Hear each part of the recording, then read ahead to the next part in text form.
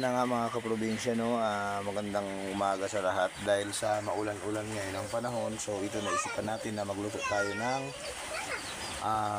gabi na ginataan. So pinakuluan muna natin yan siya para mas lumambot siya, no? Then after nyan igigisa natin. Nandito na yung ating mga sangkap. Ayan, dito meron tayong mantika, asin, tsaka yung ating gata.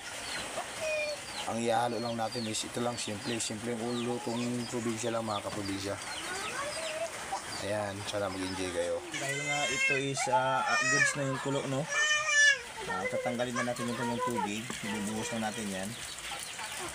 Dahil nga wala tayong salaan dito, wala tayong strainer na malaki para sana sa pagsalaan nito mga kaprobinsya.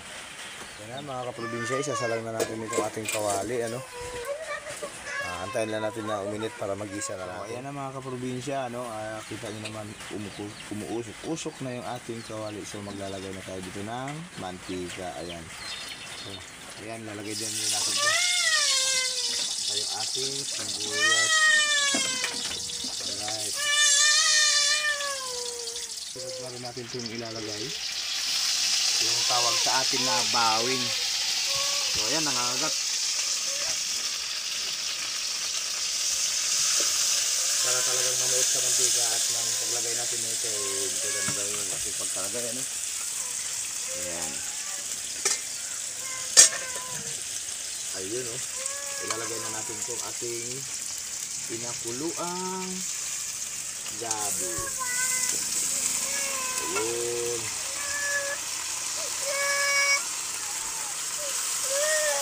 Wow. Ang tayo lagyan na kagat natin ng mga seasoning. Ay! Opo. Saka ito para manuot na kaagad sa kanya. Ngayon, magic sarap. Baka naman.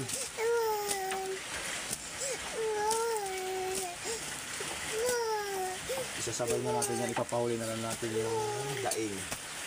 Ito yung pang last. Kaya lang natin ibaon to. Yung tanglad. Pampasarap. Pampaamoy. Aroma talaga ito malala. Ayan. Okay. Naamoy mo na ba?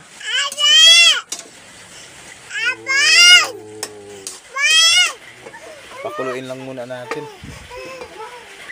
Ayan, para manuot talaga yung mga seasoning na nilagay natin, ano. Ayun, no, mga kaprobinsya, no. After natin siyempre ma-mix siya, ma-mix.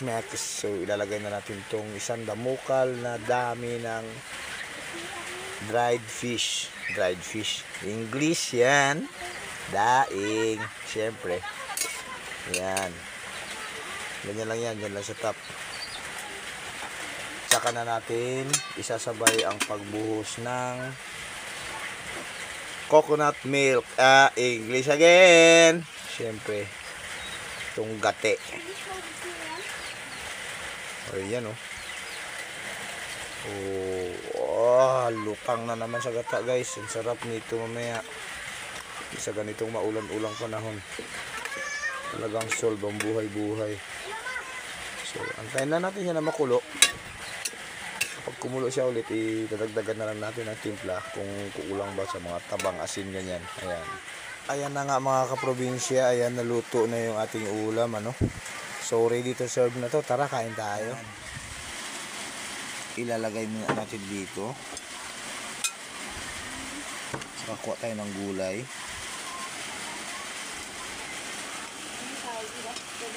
Ayan. Saka natin sasabawan. Mga kaprobinsya, the moment of truth. Lagyan natin ng isang gulay. Haluan natin ng kunting daing. Lagay natin sa kanin. Ayan. Tsaka natin isusubo.